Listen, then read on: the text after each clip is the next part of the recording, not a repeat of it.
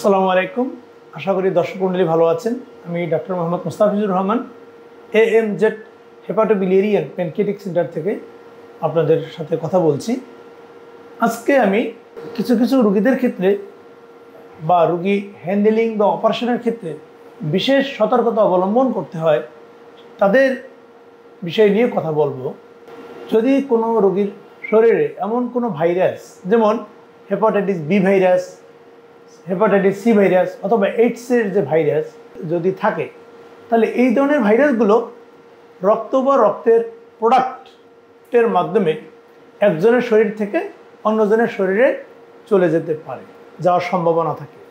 সুতরাং এই ধরনের রোগী হ্যান্ডেলিংয়ের ক্ষেত্রে বিশেষ করে কোনো সার্জিক্যাল প্রসিডিউর, ইন্টারভেনশন বা অপারেশনের ক্ষেত্রে বেশ কিছু নিয়মকানুন মেনে চলতে হয়। এই ধরনের রোগীদেরকে যারা হ্যান্ডেলিং বা চিকিৎসার সাথে জড়িত, তাহলে তাদের শরীরেও কিন্তু রোগীর শরীরে যে ভাইরাস হতে পারে, hepatitis B virus, hepatitis C virus অথবা এইডসের ভাইরাস, সেটি কিন্তু চলে যেতে পারে।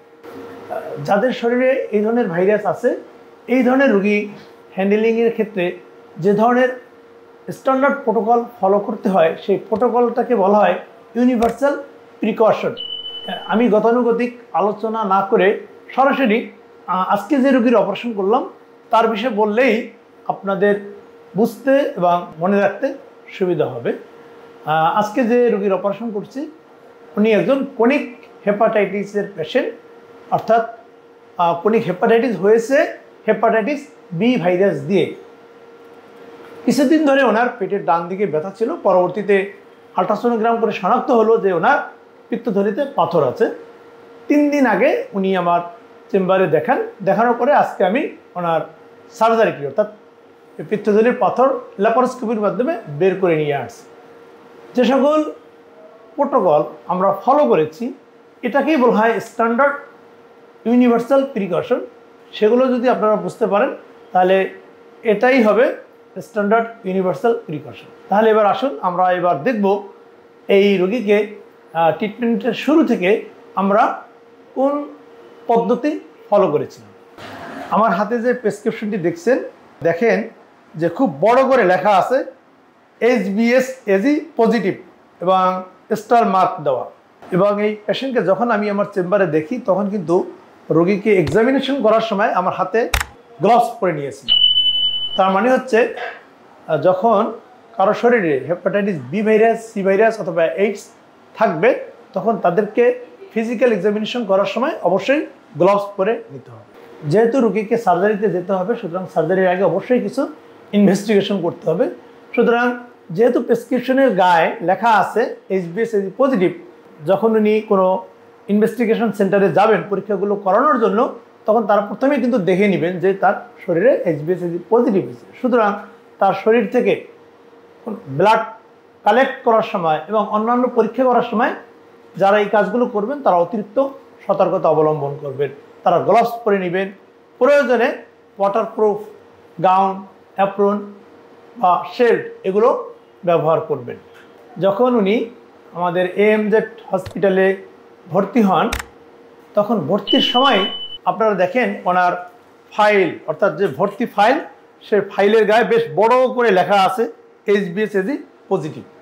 এর অর্থ হচ্ছে এই রোগী যে ওয়ার্ড বা কেবিনে থাকবে, সেই ওয়ার্ড বা কেবিনে যারা ট্রিটমেন্টের সাথে জড়িত তারা সকলেই কিন্তু জানতে পারবেন যে এই রোগীর শরীরে হেপাটাইটিস বি ভাইরাস আছে। সুতরাং এই রোগীকে স্পর্শ করার ক্ষেত্রে বা হ্যান্ডেলিংয়ের ক্ষেত্রে তারা অতিরিক্ত সতর্কতা অবলম্বন করবেন। বিশেষ করে পেশেন্টকে টাচ করার আগে তারা হাত ভালো করে ওয়াশ করবেন, ওয়াশ করার পরে হেক্সিসল দিবেন এবং গ্লাভস পরে পেশেন্টকে ধরবেন। ইভেন এই পেশেন্ট যে কেবিনে থাকবে সেই কেবিনের উপরেও বড় করে লেখা থাকবে HBsAg পজিটিভ। এরপরে যখন আমরা রোগীকে অপারেশনের জন্য অপারেশন থিয়েটারে নিয়ে আসব, এই ক্ষেত্রে একটি বিশেষ বার্তা, সেটি হচ্ছে অনেক সময় একই অপারেশন থিয়েটারে একই দিনে একাধিক সার্জারি হয়। সবসময় যে বিষয়টি মাথায় রাখতে হবে, যদি কারো শরীরে হেপাটাইটিস বি ভাইরাস অথবা সি ভাইরাস অথবা এইডসের রোগী হন, এই রোগীর অপারেশন লিস্টের সর্বশেষে থাকবেন, অর্থাৎ যাদের শরীরে এই ধরনের ভাইরাস নেই তাদের অপারেশন হওয়ার পরে সর্বশেষ এই রোগীর অপারেশনটি হবে। আজকেও আমরা সেই কাজটি করেছি। আমাদের বেশ কয়েকটি অপারেশন ছিল, তার মধ্যে পিত্তথলি পাথরের কয়েকটি সার্জারি ছিল। আমরা সর্বশেষ রোগী হিসেবে ওনাকে রেখেছিলাম, যদিও কিছুটা উনি মন খারাপ করেছিলেন। উনি বলছিলেন, স্যার আমার অপারেশনটা যদি আগে করা হয়। অনেকে আমরা কনভিন্স করেছি যে দেখেন, যদি কারো শরীরে এই ধরনের ভাইরাস থাকে, নিয়ম হচ্ছে, স্ট্যান্ডার্ড প্রোটোকল হলো সেই রোগীকে ওটির লিস্টের সর্বশেষ রোগী হিসাবে মনোনীত করা। সুতরাং আপনাকে জনস্বার্থে এই কাজটি বা এই বিষয়টি মেনে নিতে হবে। রোগীও খুশি মনে এই বিষয়টি মেনে নিয়েছেন এবং দিনের শেষ অংশে ওনার অপারেশনটি হয়েছে। এরপরে যে বিষয়টি মাথায় রাখা দরকার সেটি হচ্ছে, যে অপারেশন থিয়েটারে অপারেশনটি হচ্ছে সেই অপারেশন থিয়েটারের দরজার উপরে, অর্থাৎ দরজার ফ্রন্ট লাইনে HBsAg পজিটিভ লেখাটি বড় করে লিখে রাখতে হবে। তাতে সুবিধা হলো ওই ওটিতে যারা থাকবেন সার্ভিস প্রোভাইডার হিসেবে, anaesthesiologist, doctor, surgeon, nurse, cleaner সকলেই জানবে যে এই থিয়েটারে যার অপারেশন হচ্ছে উনি একজন HBsAg পজিটিভ পেশেন্ট। সুতরাং ওনাকে হ্যান্ডেলিংয়ের ক্ষেত্রে যে সকল নিয়মকানুন মানা দরকার তারা মানবেন।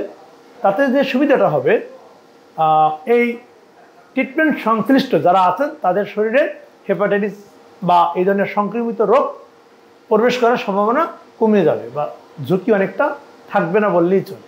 অপারেশনের ক্ষেত্রে বেশ কিছু নিয়ম আছে যেটি রোগীদের লোকজনদের না জানলেও চলে। মেইনলি মেডিকেল স্টুডেন্ট এবং চিকিৎসকদের জানা দরকার যে এই ধরনের সংক্রমিত পেশেন্টের যখন অপারেশন করতে হবে, সর্বোচ্চ চেষ্টা করতে হবে যাতে তার অপারেশনটি পেট না কেটে ল্যাপারোস্কোপিক পদ্ধতিতে করা। যেমন আজকে ওনার পিত্তথলির পাথরের সার্জারিটি আমরা ল্যাপারোস্কোপিক পদ্ধতিতে করেছি। তবে এটাও ঠিক, পিত্তথলির পাথরের সার্জারি 99% ক্ষেত্রেই ল্যাপারোস্কোপিক পদ্ধতিতেই হয়ে থাকে। অপারেশন চলাকালীন সেটি ল্যাপারোস্কোপিক হোক, অনেক সময় ওপেন পদ্ধতিতেও সার্জারি করতে হয়। বেশ কিছু নিয়মকানুন সার্জন এবং ওটি রুমে যারা আছেন তাদেরকে ফলো করতে হয়। তার মধ্যে অন্যতম হচ্ছে সার্জন এবং অ্যাসিস্ট্যান্টরা ডবল গ্লাভস ব্যবহার করবেন।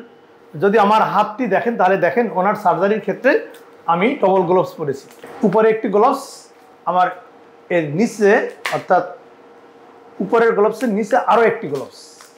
শুধু সার্জন হিসেবেই আমি ডবল গ্লাভস পরবো না, আমার টিমে যারা থাকবেন প্রত্যেকেই ডবল গ্লাভস ব্যবহার করবেন। পাশাপাশি প্রত্যেকে মাস্ক পরবেন এবং চশমা পরার চেষ্টা করবেন। এবং আমরা সাধারণত সার্জারি করার সময় পায়ে স্পঞ্জ ব্যবহার করে থাকি, কিন্তু এই ধরনের সার্জারির ক্ষেত্রে গান বুট ব্যবহার করবেন, অর্থাৎ এমন জুতা যে জুতা হাঁটু পর্যন্ত লম্বায় থাকবে। ড্রেসগুলো এমন ব্যবহার করতে হবে, অর্থাৎ সার্জিক্যাল গাউনগুলো one time use, waterproof gown হলে সবচেয়ে বেটার। যে সকল ইনস্ট্রুমেন্ট ব্যবহার করতে হবে সেগুলোকেও চেষ্টা করতে হবে ওয়ান টাইম ইউজ যে ইনস্ট্রুমেন্টগুলো আছে সেইগুলো ব্যবহার করার জন্য।